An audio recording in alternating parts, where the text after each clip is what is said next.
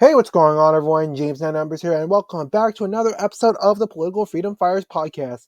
And in this episode, I'm going to be talking about the 2025 Nepalese Gen Z protest that happened a few weeks ago, which eventually led to the overthrow of Nepal's government, which was actually surprisingly led by a communist leader, specifically a member of the Communist Party of Nepal, Unified Marxist-Leninists. Now, Nepal actually does have multiple communist parties in Nepal, and that's like its whole other thing. And yeah, basically what happened was basically a whole bunch of Gen Z protesters decided to protest the government due to basically two things that happened. One is basically the continuous poverty that has been going on in Nepal, that has been plagued that country for basically decades now.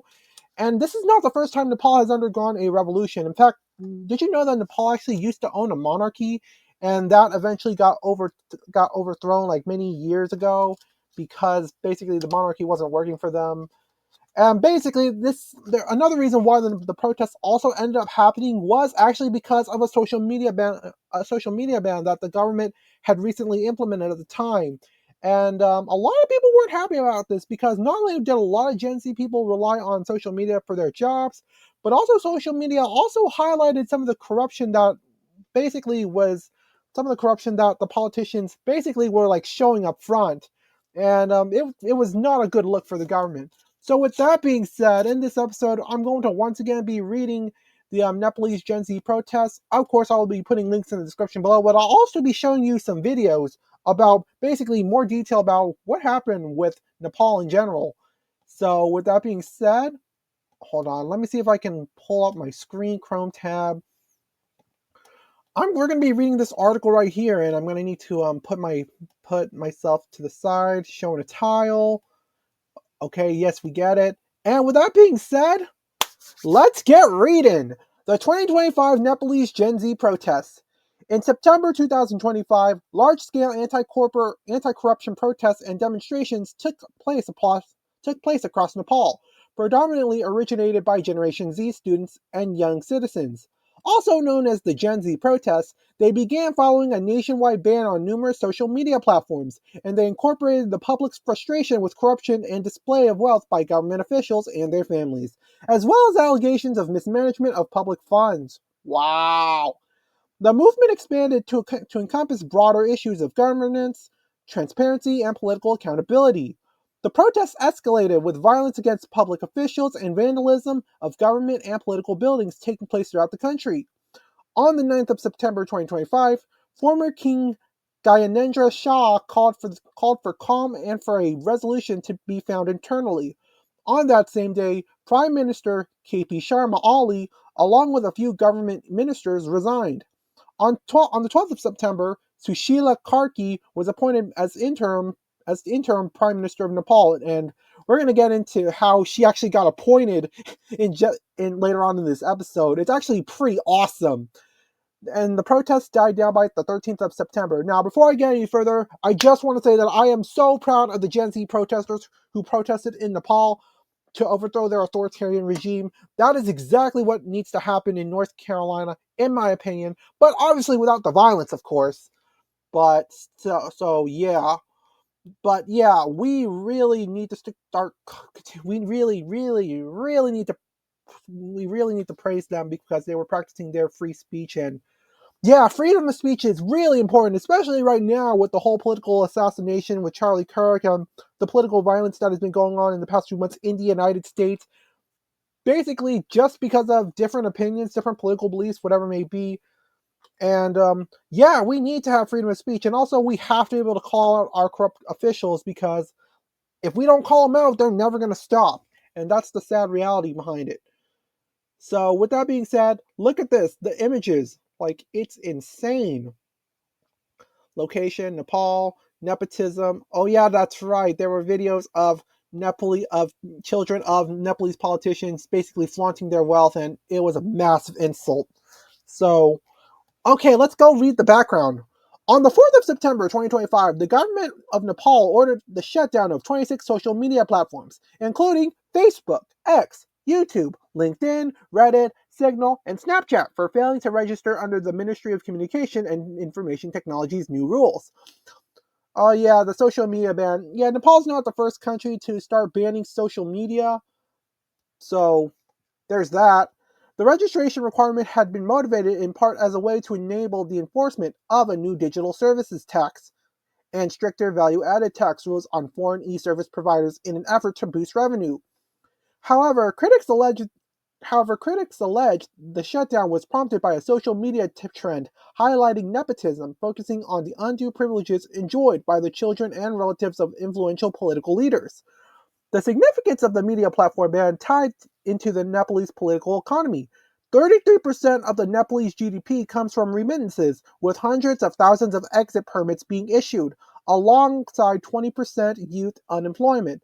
These remittances keep thousands of households afloat and pay import bills, and also indicate a lack of structural transformation in the domestic economy toward an employment first model, pushing the youth into work in online spaces.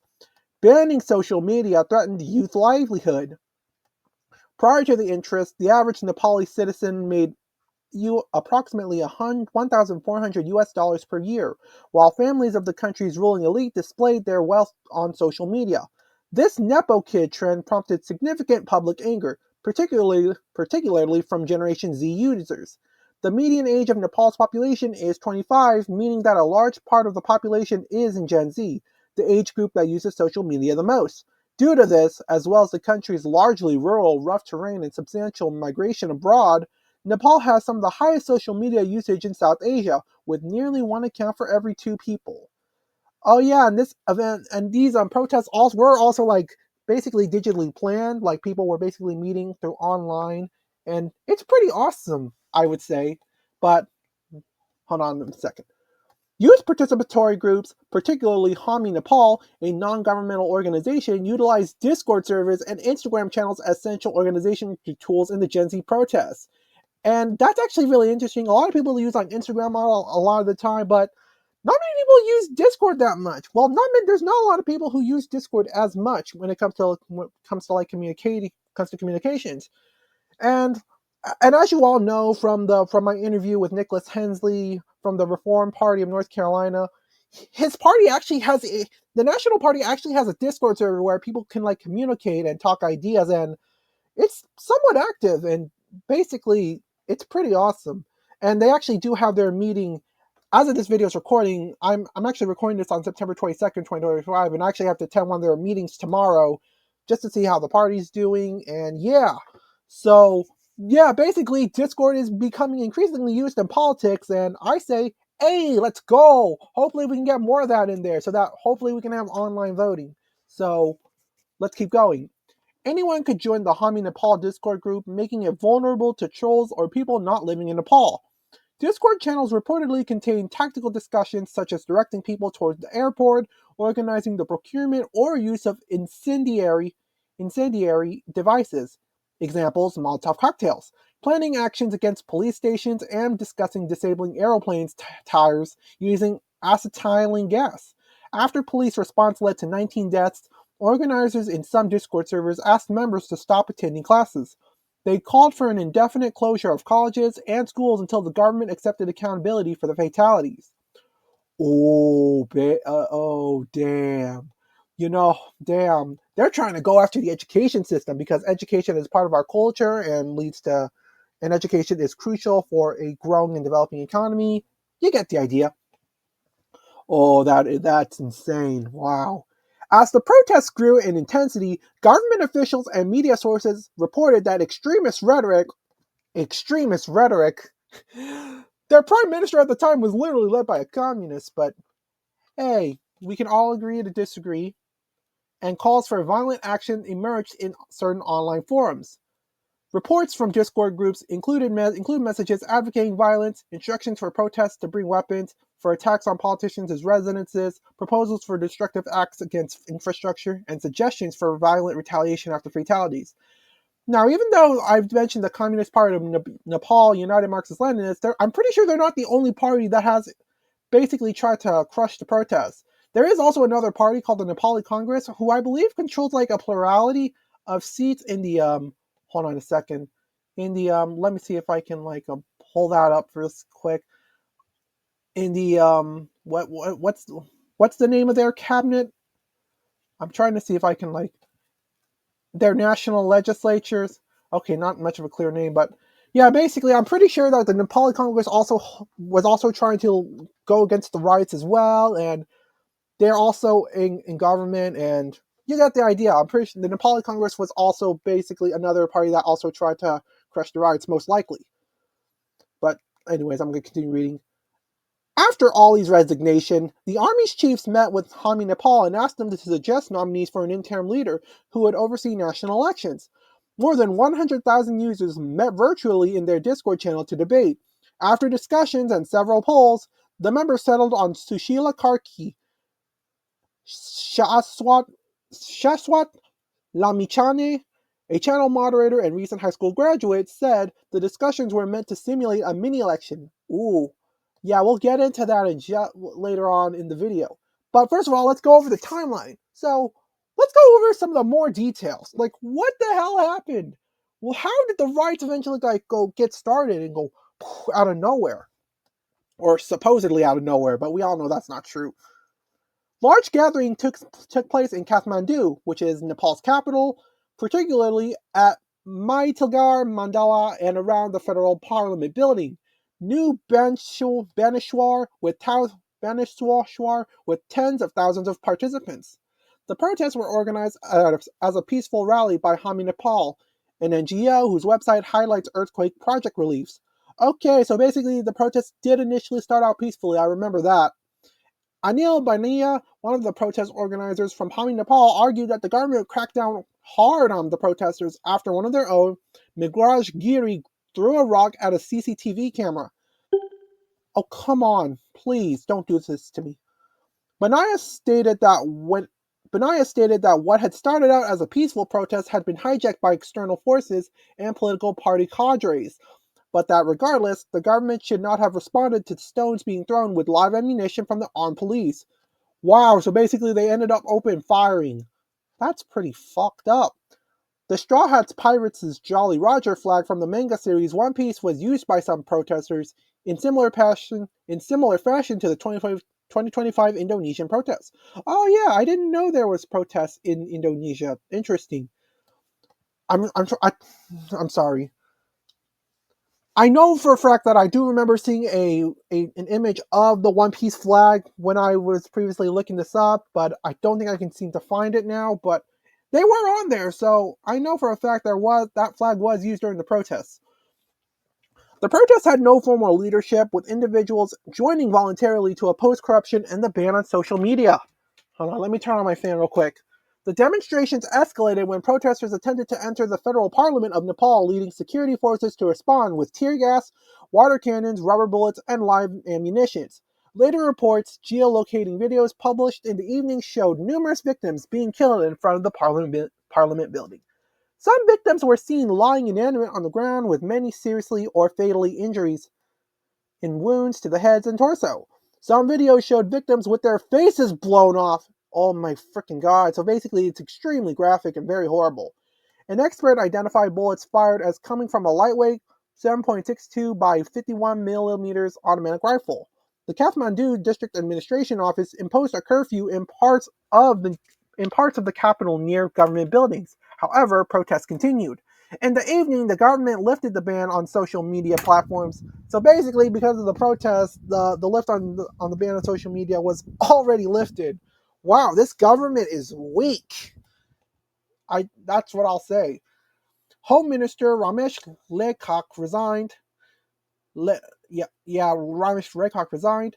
A curfew was imposed in several major cities, including Kathmandu, Burganj, Bairahawa, Butwal, Pokhara, Itahari, and Damak.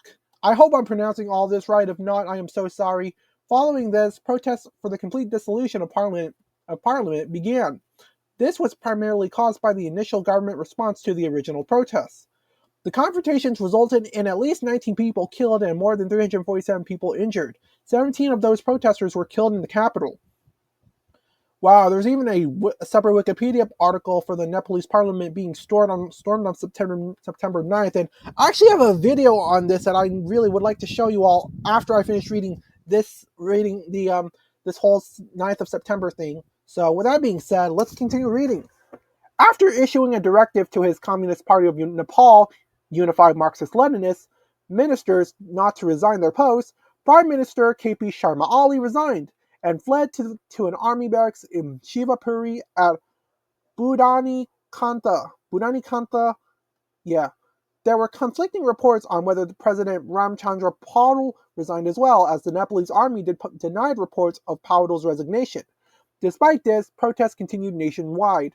Protesters set fire to many government buildings, part of Singha Durbar, the administrative headquarters of Nepal, the adjacent building of the Supreme Court of Nepal, the president's residence at Saidal Niwas, the prime minister's residence at Baluwatar, and the headquarters of the Communist Party of United Marxist-Leninists.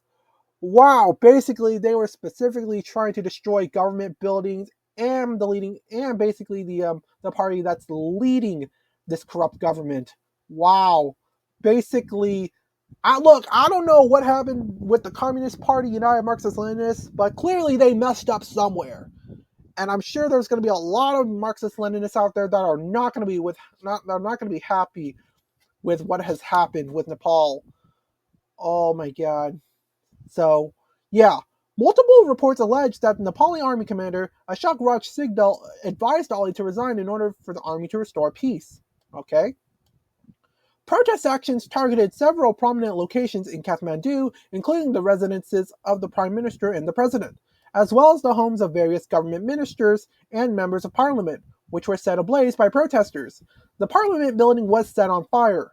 The headquarters of the United Marxist-Leninists and Nepali Congress were vandalized. Yep, basically the Nepali Congress also messed up somewhere as well, to say the least, with party flags stripped and burned. They're going flag burning. Meanwhile, in the United States, flag burning has been made illegal, I think. I'm not sure if it's been enforced yet, but burning the United States flag has recently, I believe so, has been recently been made illegal by the Trump administration, like, because apparently because it has something to do with, like, national pride or whatever. Anyways, security forces, including the Nepali army, facilitated the safe evacuation of politicians from affected areas and evacuated to Tribhuvan International Airport while attempting to control the escalating incidents of arson and destruction. Minister of Agriculture Ramnath Adhikari and Health Minister Pradeep Pradal, along with 21 MPs from the Rashtriya Swatantra Party, resigned along with all the MPs of the Rashtriya Prajatantra Party. Okay, so a couple of other parties as well. Several members left Ali's UML party. Wow, so basically the United Marxist-Leninist Party really screwed up. Protesters went to TIA to block the political leaders from fleeing. Oh damn, they trying to murder them. The airport was closed and occupied by the Nepali army. There was ensuing confusion as hundreds of travelers were left stranded in the TIA, prompted airlines to order personnel to keep all individuals sheltered within the airport. Scheduled international flights were diverted to Pokhara or cancelled. Kantipur Media House was set on fire in the early evening. The online news portal was stopped due to damage in its server, forcing it to post in Facebook as an alternative. Other buildings burned by protesters were the new Hilton Hotel in Kathmandu and the Ministry of Health building in Ramshapath, the latter of which was designed by Louis Kahn. Several political leaders and their residences were attacked. Former Prime Minister Shir Bahadur Duba and his wife, Foreign Minister Arzu Rana Duba, were injured while their house was set on fire. They were handed over to the police by protesters. Savage! Oh my god! Oh my god, I'm sorry, I'm gonna have to pause the video real quick. Alright, I'm back. Let's continue reading. Where was I? Deputy Prime Minister Prakash Man Singh's house and vehicle were set on fire, followed by the house of former President Bidya Devi Bhandari at Bangal, Kathmandu. Former Prime Minister Jala Nath Kanal's residence was also set on fire, injuring his wife. I'm not going to bother pronouncing that name because I don't think I can pronounce it right at all. The residents of Ramesh Lekak were also set on fire in Naikap, Kathmandu. In Rupandehi district, the houses of local politicians Bal Krishna Kant, Baj Prasad Shrestha, and several mayors were burned. In Chitwan district, the house of former Prime Minister Prachanda were set on fire. His daughter Gangadhal's house was also set on fire at Lalepur. A person was found dead the next day in the house. In Hetauda, several government offices were vandalized and set on fire. In Karnali province, the parliament building and the residence of Chief Minister Yamlai Kandal was set on fire. In Biradnagar, the capital of Koshi province, the district office and district court were set on fire, followed by the residence of the chief minister and cabinet ministers. Basically, a lot of buildings were freaking burned. The prison of Kailali district was attacked by the protesters. All inmates fled. They even basically broke a lot of prisoners free as well. It's insane. All inmates fled. Rabi Lamikan Rabi Lamichane was set free from the Naku jail in Kathmandu. The prison was later set on fire. All prisoners fled. Kaski prison was also set on fire, resulting in the escape of 773 inmates. In Bank district, 5 inmates were killed after security forces opened fire during a jailbreak at a juvenile correctional facility. Bro, damn. The building of the road department was severely damaged after being set on fire by protesters, along with the Office of Commission for the Investigation of Abuse and Authority. The lower station of the Chandragiri cable car was also set on fire, along with the CG Electronics Digital Park, Balambu, and Thankot police station. Several protesters were injured, 33 were treated in the teaching hospital, and 3 policemen died in Koteshwar. Curfew was imposed in several cities, including all these places right here. And additionally, the police and armed forces began going house by house near the protests, searching for protesters, as well as raiding the civil service hospital, where wounded and dying protesters were taken after being shot or otherwise beaten by government forces. Damn! Basically, lots of government abuse still, after all that. Holy crap, I guess this is what authoritarian governments do. And keep in mind, this is exactly what Democrats and Republicans want. They want a corrupt authoritarian government. You know it, I know it, we all know it. Did some of you really think that I wasn't going to do an episode without attacking the two-party system? Come on. This is an anti-two-party system show. A football-friendly match between Nepal and Bangladesh was canceled. Talks about restoring the monarchy re-emerged, with former King Gyanendra emerging as a symbol of resistance for those disillusioned with the current political system, particularly from the royalist opposition to the post-Nepali Civil War governments. Earlier in the year, monarchists protested, calling for a restoration, ending with a heavy crackdown that caused at least 2 deaths. However, organizers urged not to resurface pro-monarchy sentiment, nor hold the Nepali flag, as they believed it was a royal form of ultranationalism. Authors and scholars began to debate the actual intention of these comments and whether protesters really wanted a restoration of the monarchy. At around 22 o'clock Nepal Standard Time, the Nepali army stated that it would take charge of the country in the absence of the prime minister to ensure law and order is maintained. The press release called for cooperation as they deployed troops later that evening into the early hours of the day. Later in the evening, the chief of army staff, Ashok Raj Sigdel, appealed to the agitating groups for talks. So basically, at that point, the 9th of September was a pretty massive day with lots of buildings being burned. The parliament was burned. A whole bunch of areas were burned. People were arrested. So many people died. And all that for the end of the day, for eventually the government and basically armed forces of Nepal to eventually back down and talk to the protesters, because the protesters are freaking pissed. So with that being said, there's actually a video that I would like to show you all. Let me see if I can pull it up.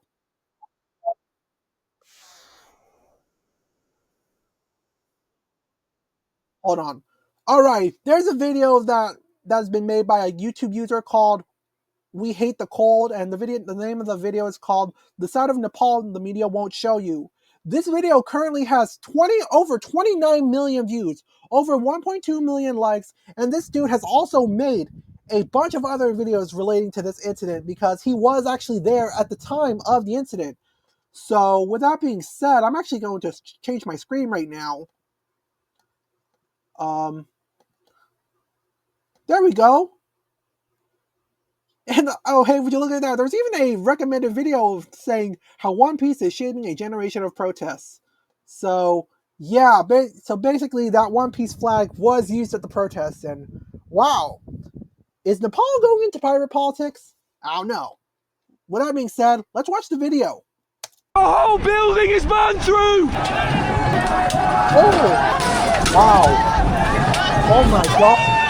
Fuck politician! Fuck everybody! Yes, I agree. Fuck politicians. Doomsday shit. Kathmandu. Alright. How's it running? Yeah. Oh, they're running.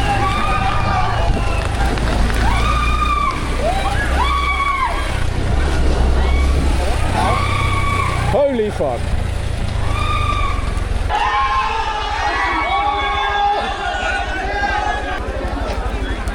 Why did everybody just run? People are like doing something. Hitting each other. It's not exactly hitting. But they might hit. So we are running. So we are still on protest. Better you leave. Let's pause for a minute. Look at that. Look there, that fire. Yep, you can tell that this is a riot right when you see a fire from what looks like to be a motorcycle that's burning, I think. Let me know if I'm wrong on that. From this way, okay? Yeah, okay. Your safety is our concern. Excuse me. Wow, even with a riot going on, there are people, even the protesters are concerned about safety, and yeah, of course, we got to keep each other safe so that we can like work together and make change. So that's pretty nice of them. This is awesome. This is insane. I should not be here. Alright, so I've just parked my bike there, and we're going back to where everybody ran away. What a daredevil. It's the type of stuff that really does make your hair stand on end. I think it's supposed to get bigger today as well, I'm not sure. We'll go ask some questions of some people.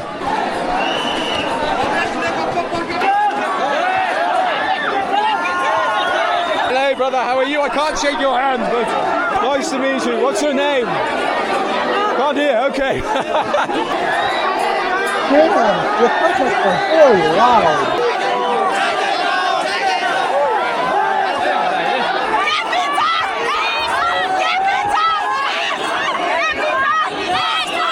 Gen Z support, wow. We'll run up this way for some reason. Let's go see what's going on. Why are we running this way? Actually, one man throws is thrown in the middle of the nowhere, so that's why. Oh shit.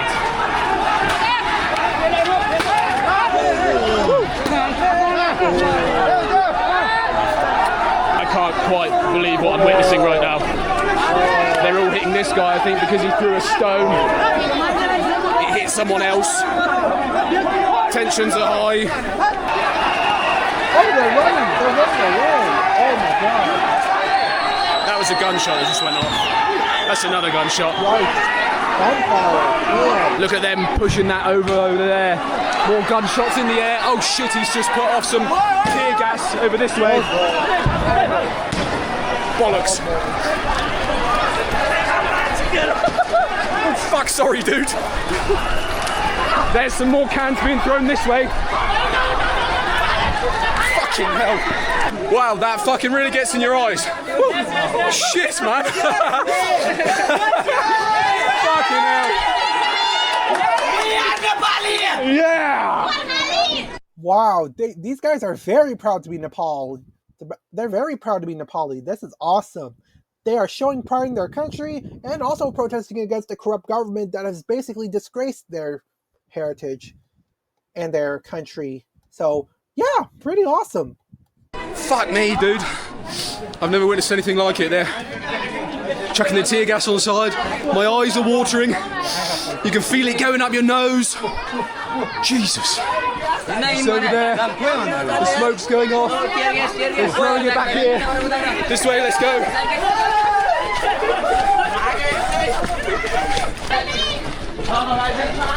I'm kind of worried for my bike now. This is not for social media, this is for corruption. Yes, I know, I've heard. Yeah. For the kids that were flaunting their wealth or something. Because people are saying this is for social media, no. Yeah. This is for like corruption. Yeah. Because our child, our brother and sister, like 17, 18, they just died. Yeah, they've just been shot. They're yes. murdered. Yeah, I know. We're going to go a little bit further to see where they fired that tear gas off. You can still smell it in the air. Real chemical shit, that. And here's the guy getting stuff out of his eyes. Here, they're firing more tear gas down there, as you can see. Fucking hell. Did you get in the fire? Bloody hell, man. Yeah, people pouring water in their face just so that they can get rid of the burning in their eyes. This is basically common here. Protesters basically have to do that because in the United States, we also have this type of problem as well, of tear gas being thrown at protesters, and people basically have to protect their eyesight because tear gas is often used as a weapon to basically deter protesters. So there's that. They've retreated all the way back there. They've created a gap between the protesters over here and the police. Have moved all the way back. Absolutely insane. Make a video of them. These are all corrupted police officers. You think they're corrupt? This whole system is corrupt. Yeah. Yeah, that's why we want to fuck this whole system. That's why you're all protesting here. Yeah. Well, you've pushed them back here. You were over here, right? Yeah. And you pushed forward. Yeah. For the first time in my life, I've just experienced tear gas. Welcome to Nepal. This is going to get dangerous real soon. It's time for me to get a little bit backwards. Tear gas. Tear gas. Tear gas. Tear gas. Let's start running. You can see, look. Ambulance over there. Tear gas is being thrown back by some guy. He's just fucked his hand up doing that. There's an ambulance there, I think. Someone might have been hit. What really gets in your eyes, dude? Instead of putting some like injured people, they are putting this government people or police so that they can attack us or they can save them. So this is the major like problem which we have. Yesterday they did same thing. They just like took political member to save from us, not the victory, not the like injured people. So much like corrupted this. Well, this is quite literally insane. They have pushed the police all the way back over this way, all the way down. We've just come from there where that Skyland lounge is, and now everyone's up here. The journalists have come into the crowds, it seems, no longer being protected by the riot police. Fires over there, you can see those big plumes of smoke through that tree line. Has come up here, they're trying to get into this gate. God, look at this. Look at this guy,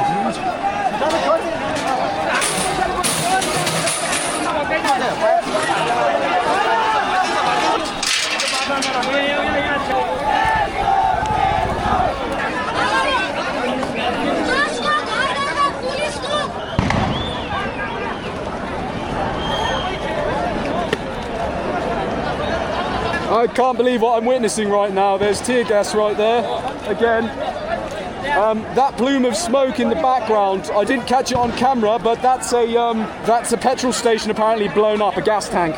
Our government is very rough because they kill 20 people yesterday. They are very bad. The KP Salma Oli. Brother, are you okay? I'm okay because tear gas affected me my eyes and. I know, I can see it, my friend. Yes. I can feel it, my friends, too. They're firing off tear gas over there as well again. Look at the sheer amount of people. Over here, to the left of me. They're putting down all these railings.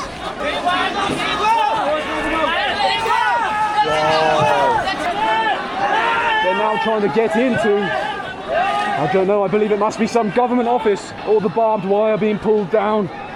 The riot police in there. The barbed wire being pulled down.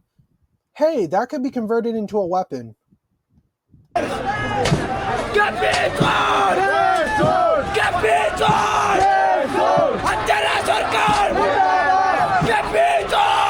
Now that is basically an image that I will never forget. This should be an image that should be famous worldwide. Sorry, there's a fly in my face. Let's continue.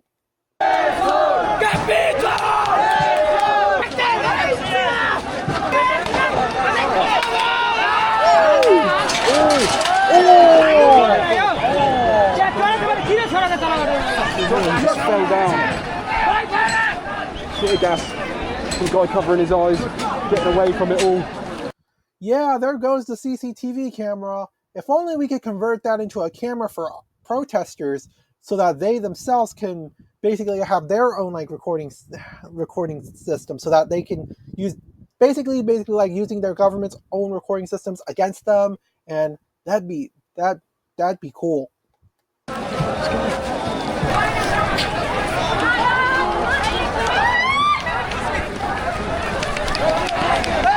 That really gets in the back of your throat, in your eyes.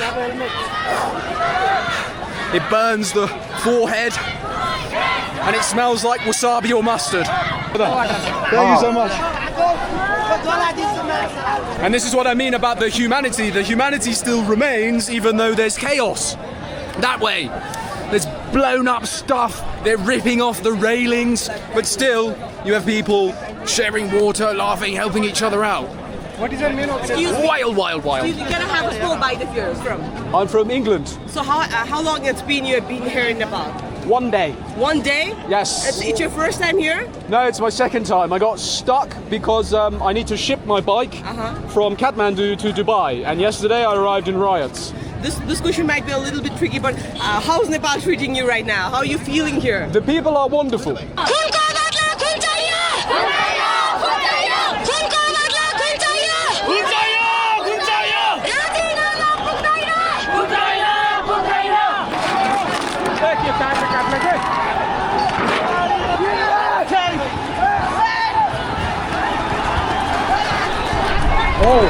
Oh God!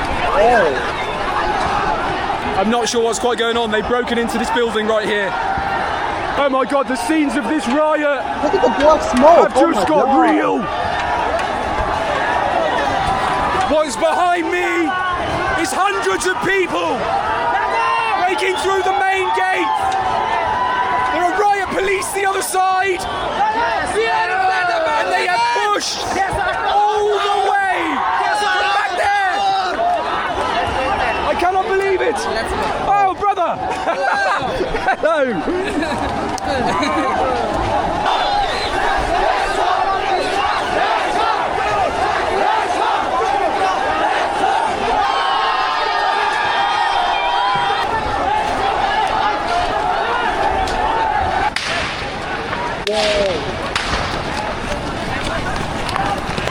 You know, sometimes they say, there are some people who say that democracy is bloody, and keep in mind that Nepal is a multi-party system. It's not a one-party dictatorship or anything like that. But still, democracy is bloody, and sometimes it's worth fighting for. Whether or not you believe the United States is a democracy or a republic doesn't matter to me.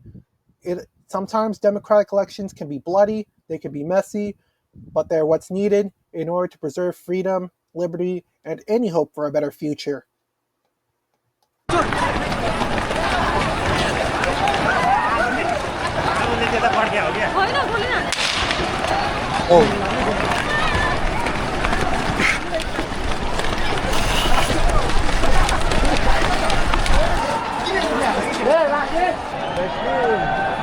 Honestly, I have no words. I've been told right now that they were firing shots in the air. So it's I'm thankful that it's no one.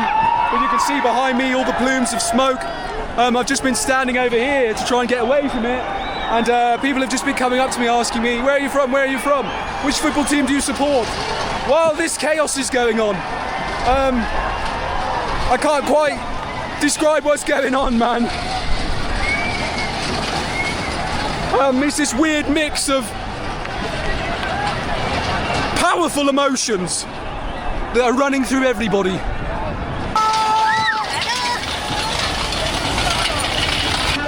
Yep, there's even kids here. Damn. They have done it, yes. You've broken into Parliament. Yeah. Yes. All are black, no? One night in jail. One night in jail, they kept you. Right now we are coming from jail. From custody. And I'm happy by seeing this. You just got out? Yeah. You got freed? Yeah. Legally or illegally? Legally. Legally. Thank you, Congratulations to freedom. Yes, freedom.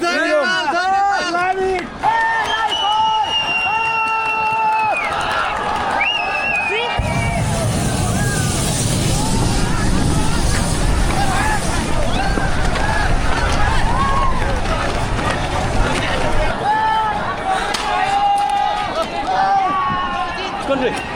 From UK. UK? Yeah. Oh. What just happened in there? Explosions? That's burning. Burning? Yeah. Gas? Parliament burning. Yeah. Parliament burning? Yeah. Parliament is burning? Yeah. Parliament. Yeah, Parliament was literally... I'm sorry, there's a damn fly. Yeah, Parliament is burning. Wow. Yeah, their capital is basically not safe at all. Parliament burning from we people. And by capital, I mean Capitol building. The people seem like really great people, actually. Parliament. Yeah. Okay, man. Okay. Nice to meet you. Safe. Thanks. Please be safe. Okay. So, you heard it. Parliament is burning. Parliament is burned.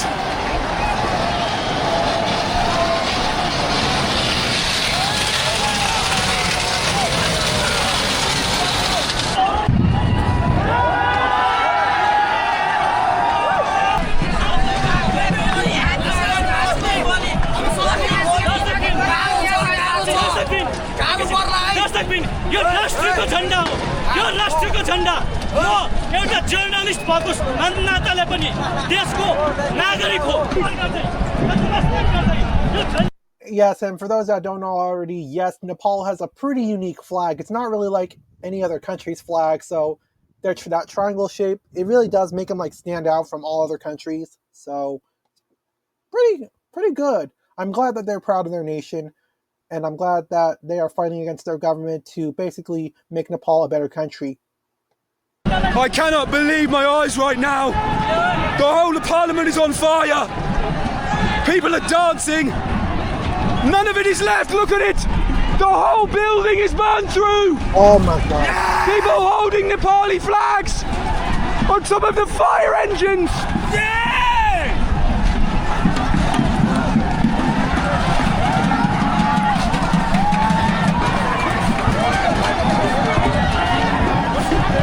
Got a computer! That dude had a freaking computer! Wow, that actually reminds me of Jan 6, actually, when somebody also took a computer out. I believe it belonged to Nancy Pelosi's, I believe? Wow. What the fuck am I witnessing right now?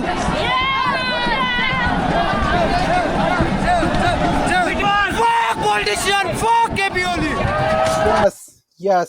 Yes, I agree. Fuck politicians.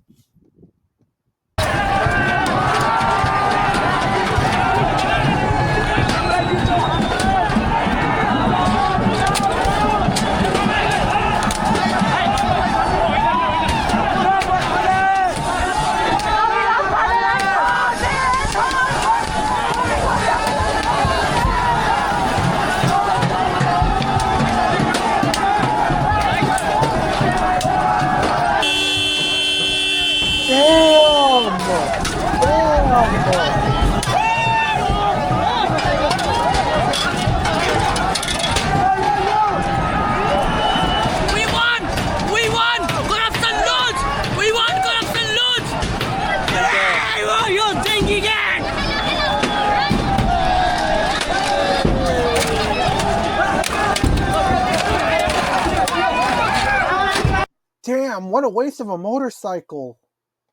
The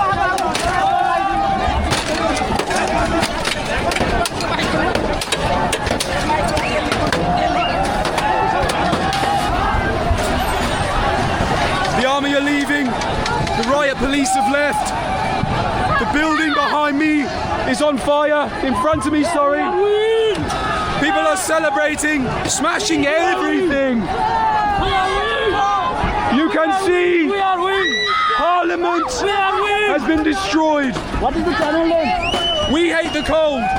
We hate the cold. We hate that cold.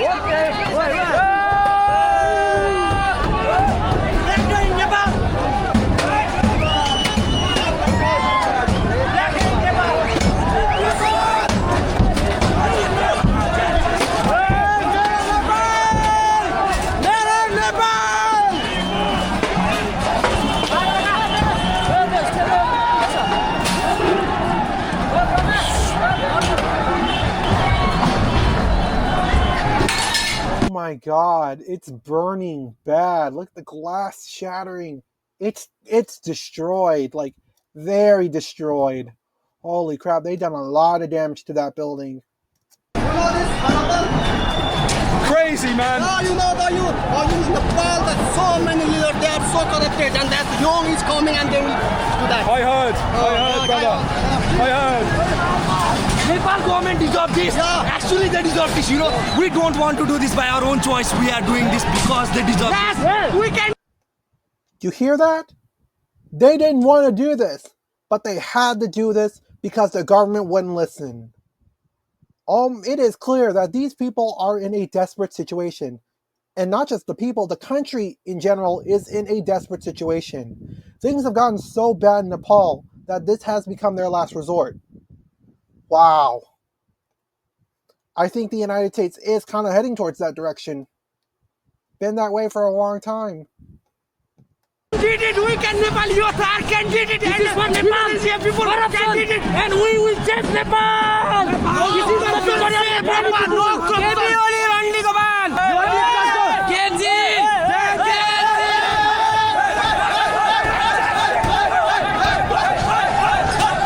They still love opening it up.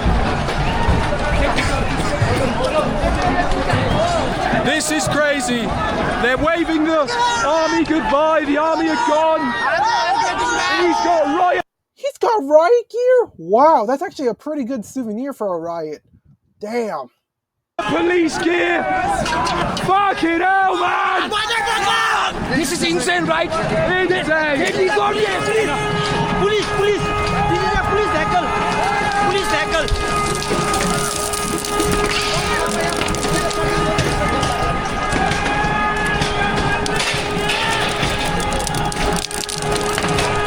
Right.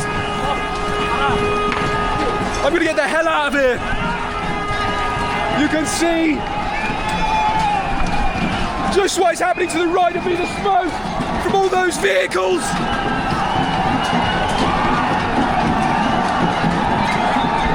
The black plumes. Oh my god. He's actually inhaling the smoke right now, most likely as we speak. Holy cow.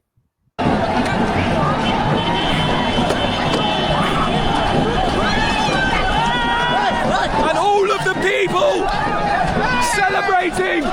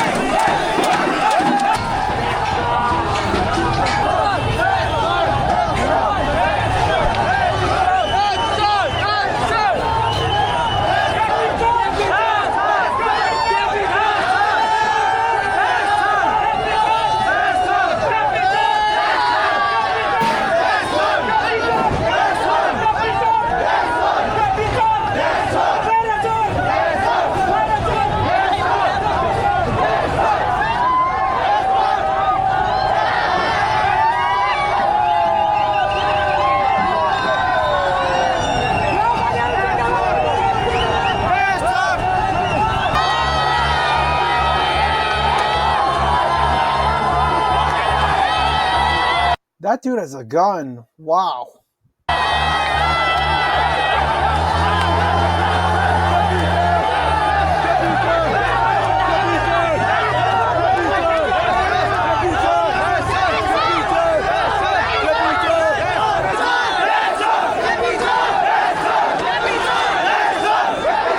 Well, it's time to leave. I'm shocked at the scenes I've witnessed here today. I have truly witnessed history on a stupid trip from Thailand to England on a fucking moped.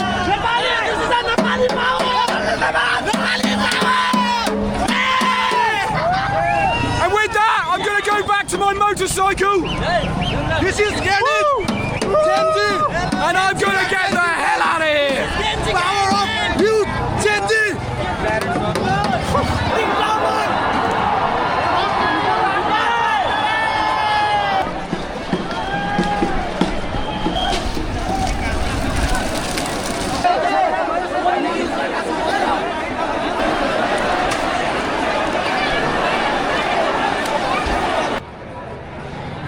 You don't know how happy I am to see my baby here. Safe and sound. Nothing stolen. All good. Okay. Yes, sir. This is for change. Yeah. Political change. I'm good, man. Protest against corruption. Yeah. Some water? No, I'm good, man. I'm going to ride back. Some water? No, I'm okay. I've just had some. Thank you, man. Honestly. So how many days it takes to come from Thailand to here? 6 months. 6 months? 6 months. Okay. Yeah. So where you are planning to go now? Brother, thank you. Now I'm going back to my hotel. Hotel? Yeah, I need to. How long you will stay here in Kathmandu? Until this is curfew over. Okay. Yeah, but I think it's over. Okay, we are distributing water. Yeah, And keep in mind, since the protests, I believe Nepal has gone back to normal since then, so these protests didn't last too long, but they were surely impactful and they were successful. Thank you, man. I've got one. So I'm from Kathmandu Hiking Club. Kathmandu Hiking Club. Hiking group. Okay. We have 32,000 people in our group. Oh, lovely, man. Yeah, every month, every week we are going hike around Kathmandu. Amazing. And we are doing cleaning campaign. Yeah. So nice to talk. Nice to talk to you too, dude. Can we talk in social media? Of course, yeah. I don't have internet. Better you do. I'll follow you back. Stay safe. I'll keep in contact with you. Okay, goodbye. Yeah, I gotta find that Kathmandu hiking group. Well, what can I say? Only in Nepal can you go to a protest where they burn the entire parliament and you come back and here is your bike. Nothing stolen, nothing taken, and a water bottle given to you. Well, it's back to the hotel. I need to edit this and it's goodbye from me for now.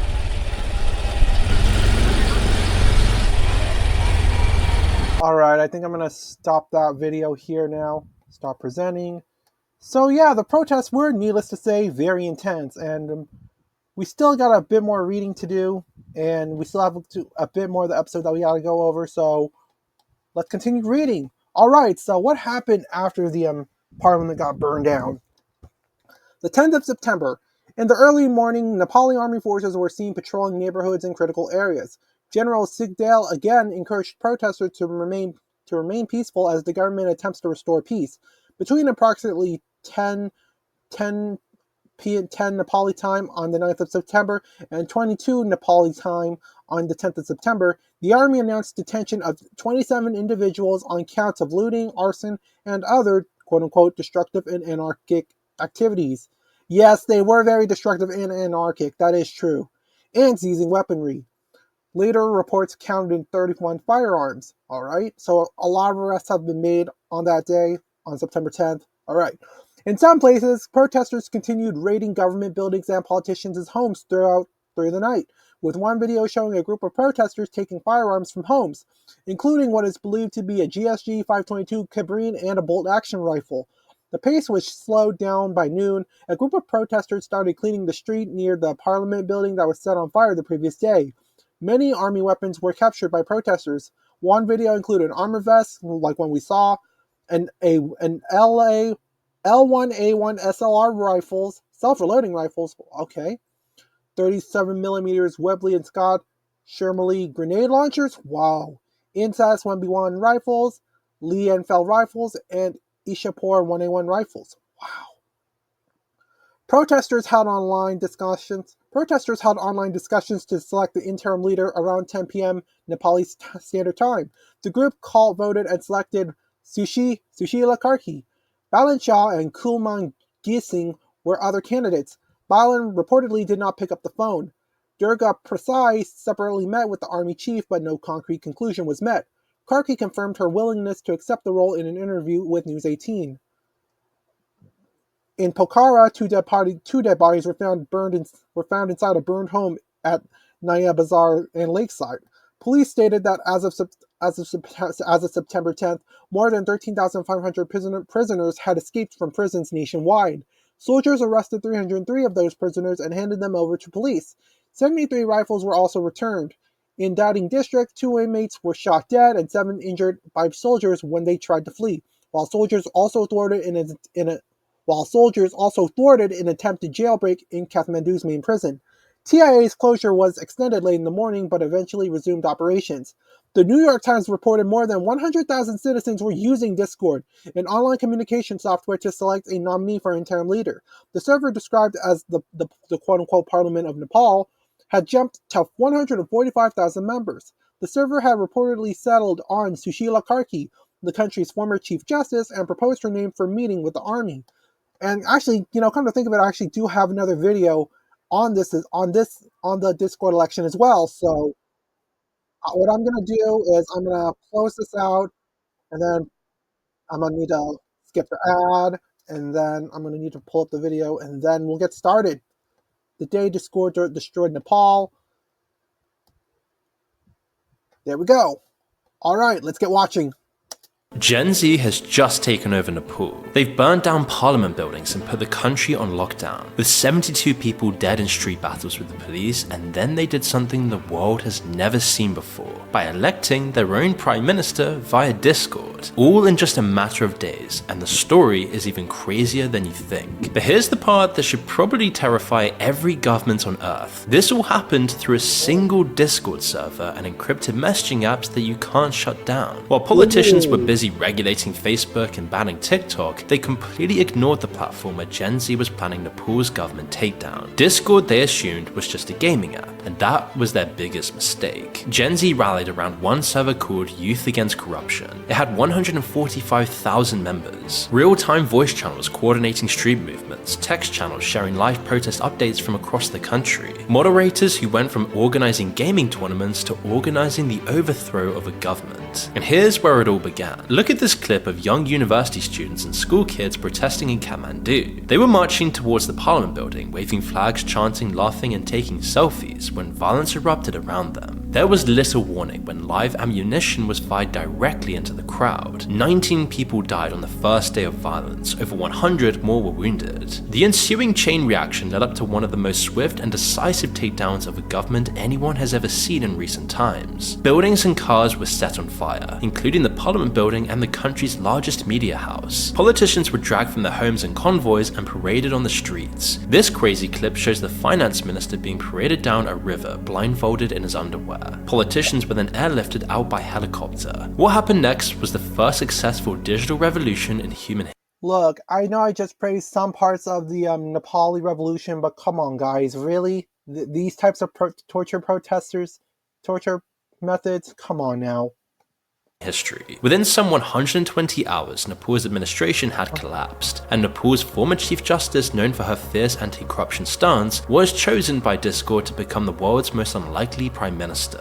This marks something entirely new, a new model of protest where people outsmarted the government and police using just technology. And it all started with a ban that young people refused to accept. On September 4th, Nepal's Ministry of Communications decided to outlaw 26 social media platforms. Their crime? Not filling out some bureaucratic paperwork. Facebook, Instagram, WhatsApp, YouTube, Essentially, the entire digital lifeline for Nepal's 30 million people vanished overnight. Prime Minister KP Sharma Oli, a 73-year-old Communist Party veteran who'd survived 3 decades of coups and uprisings, probably thought this was just some routine government housekeeping. People would yawn, moan, but eventually turn the other cheek and put it into the back of their minds. As it happened, only TikTok and Viber initially bothered with the paperwork, so they stayed online while everything else got the axe. But here's where he completely failed to grasp. Nepal's median age is incredibly low at just 25. For the entire young generation of Nepal, social media was a huge part of their lives. Just like everywhere, it's how they survived economically. Job hunting, freelance work, staying connected with family members working abroad.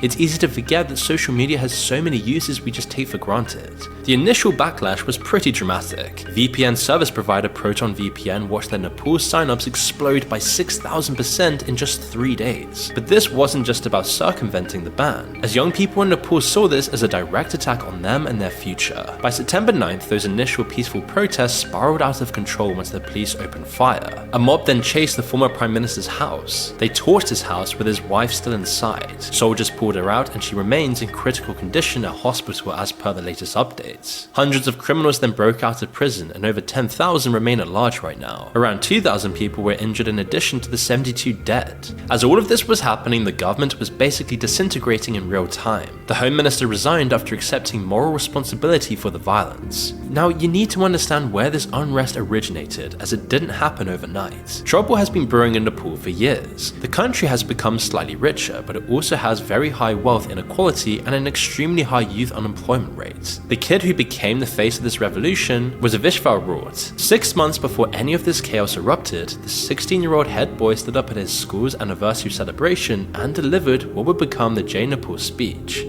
We are bounded by chains of unemployment, fleeing abroad in search of opportunities. We are trapped by the selfish games of political parties. Corruption has woven a web that is extinguishing the light of our futures.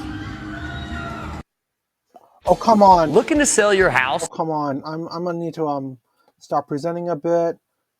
Hold on. Hold on. I'm gonna need to go back a bit. God damn it. I wasn't expecting the ad to show up. Hang on. There we go. Futures! Youth! Rise! We are the torch bearers of change. If you do not raise our voices, who will? The video went absolutely viral against every platform the government would later ban. More importantly, it crystallized something brewing in Nepal's youth. They wouldn't sit quietly while their future was sold out by politicians. You see, Nepal has a serious corruption problem that politicians and their families have been flaunting on social media for everyone to see. Yup, here are the photos. Oh boy. For months leading up to September, people in Nepal had been organizing around a hashtag campaign called Nepo Kids, basically exposing how politicians as children were living like trust fund kids, flying around the world wearing Gucci clothes and Rolex watches, all while ordinary families struggled to eat. That would then later turn out to be a critical mistake. When the government banned social media right after this campaign gained momentum, people connected the dots quickly. On Monday, September 8th, it started with what the organizers called a digital strike. Students across the capital of Kathmandu skipped classes, taking to the streets for a pretty ordinary peaceful protest. And here's where Gen Z found their advantage, as the government ban had completely overlooked Discord. They saw it as just a gaming platform and not social media. And this was a fatal mistake, as Discord became the mission control for the protests and evolved them into something far more targeted and effective. Think about the difference it makes having everyone plugged into an app rather than relying on chaotic word of mouth. Because of its gaming roots, Discord is designed for real-time coordination, from World of Warcraft raid bosses to Counter-Strike and League of Legends tournaments. And now, real protests in the streets. It wasn't just Discord though. Protesters were also using BitChat, which is a decentralized peer-to-peer messaging application that operates over Bluetooth mesh networks. No internet required, no servers, no phone numbers. They covered all bases. It didn't matter if the government even decided to switch off the whole mobile network. People were then uploading to I might try to check that other app out. I want to see if I'm going to be able to use that or not. tutorials on how to protest, complete with advice to bring college bags and books, and to dress in school uniforms to look non-threatening. And that's when the protest went into another gear. Once the police fired those first shots, Discord was used to coordinate the protesters' movements, helping them regroup and ramp up the attack on the government. Moderators suddenly found themselves running something closer to battlefield logistics, and the precision was on a military level. Medical volunteers got live updates on where the wounded were, and students with motorcycles became impromptu ambulances.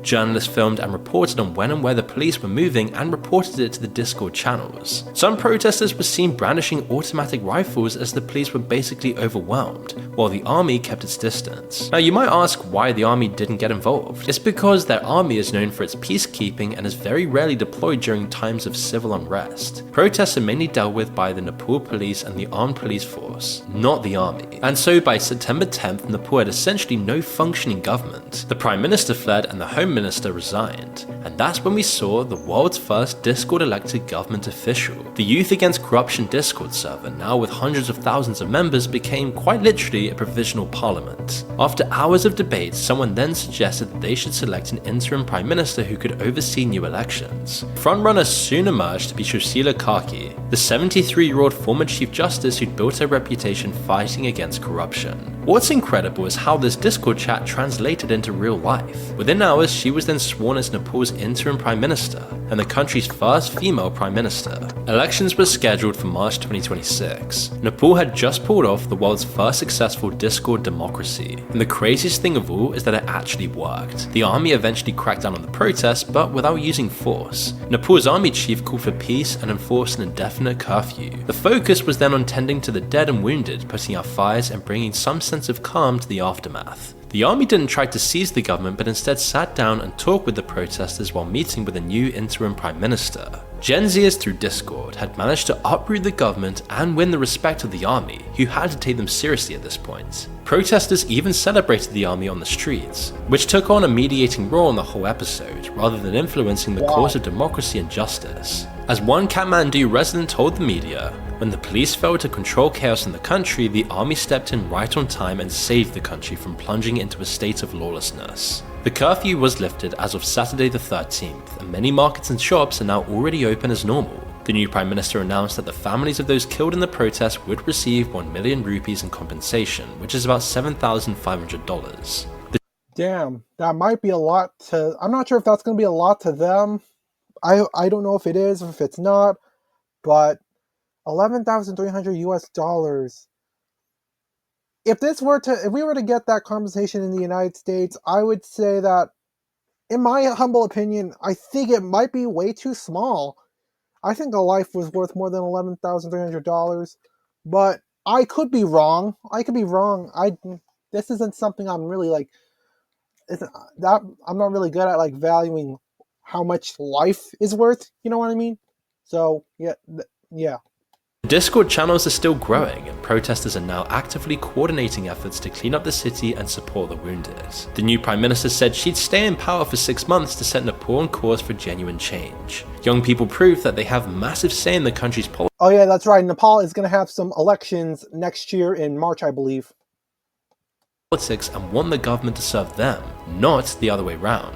And think about this side of it. Every time people have wanted to overthrow their government, they've needed somewhere to meet up and plan. French revolutionaries hung out in coffee houses. Russian dissidents had their secret societies. You could raid the coffee house, shut down a beer hall, arrest everyone at the secret gathering. But Discord? Good luck raiding a server that exists in the cloud and has users logging in from thousands of different locations. Now, while Discord isn't decentralized and servers can be shut down, in Nepal's case it complemented the truly decentralized messaging BitChat, which works on Bluetooth, meaning even an internet shutdown wouldn't stop it working. And here's the ironic part, the name Discord. Discord literally means chaos, conflict, and disagreement. Wow. It comes from the Latin word discordia, the Roman goddess of strife and disorder. Her Greek equivalent named Ares was the one who threw the golden apple, named the Apple of Discord, that started the Trojan War. The platform itself is built to bring people together, but in the context of these incredible events that took place in Nepal, there's a captivating, if not prophetic, irony that it's named after chaos. Here, chaos didn't fracture the community, it catalyzed it. It's a truly wild story, and it came in a hectic week of global politics, not just because of Charlie Kirk's assassination, but because of governments collapsing worldwide. In Japan on September 7th, exactly one day before Nepal's protesters got shot in the streets, the Japanese Prime Minister walked up to a podium and resigned. His Liberal Democratic Party, which had basically run Japan since 1955, had just lost its majority in both houses of parliament. This was I guess people in Japan were tired of their one-party dictatorship, so yeah, let's go Japan.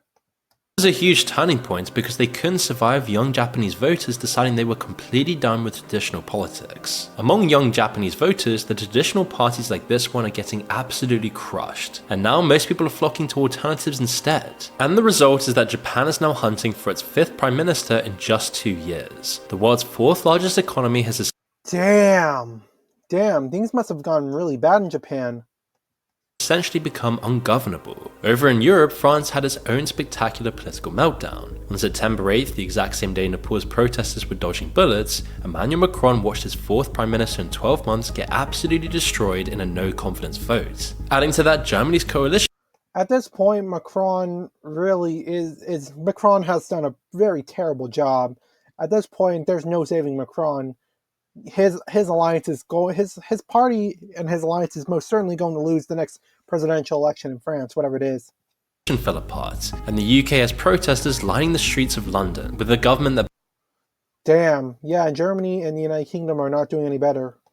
Both the left and right now hates. And after the Kirk assassination, the US is more divided than it's ever been since the Civil War. And that's when you realize this all probably isn't just a coincidence. According to the Global State of Democracy Project, over half of all countries they track have gotten worse at democracy over the past 5 years. We're seeing, quote, unprecedented global declines in judicial independence, press freedom, and electoral integrity. The numbers are genuinely scary. 45 countries are currently sliding towards authoritarianism, while only 19 are becoming more democratic. The political analyst Ian Bremmer calls what we're entering the G0 world, where basically nobody's in charge anymore, and that creates a power vacuum where a spiraling loss of democratic control becomes more likely. Simply because people feel like the system just isn't working for them. You've got rising costs everywhere, stagnant wages, housing that's impossible to afford, and politicians who seemed interested in fighting each other rather than solving problems. When people work hard and still can't get ahead, they start looking for alternatives. Then there's the trust issue. Democratic institutions that used to generally command some level of mutual respect or at least acceptance are now seen as either incompetent or corrupt. The double-edged sword of social media has made political polarization even worse, but it's also exposed just how dysfunctional a lot of these systems truly are. And young people generally get the worst deal of all, so naturally they're gravitating towards anything that promises substantial change. Which is why what's happening globally is basically a massive experiment on whether democracy can adapt and reform itself, or whether it will be replaced by something else entirely. But Nepal showed us that young people can dictate terms when they're motivated, brave, and organized. Their Discord experiment might sound crazy, but they're building something more responsive to what people actually want. It's a bold statement and a glimpse into how politics might work when today's younger generations become the dominant force in political decision making.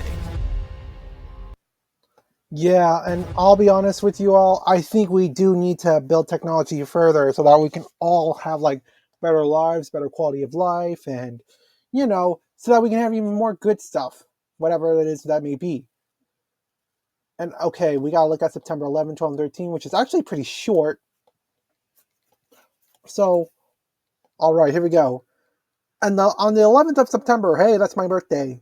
In the morning, a meeting was held that included President Paudel, General Sigdal, and Gen Z representatives. The meeting was held at Bhadrakali Army Headquarters as part of the efforts to select an interim leader.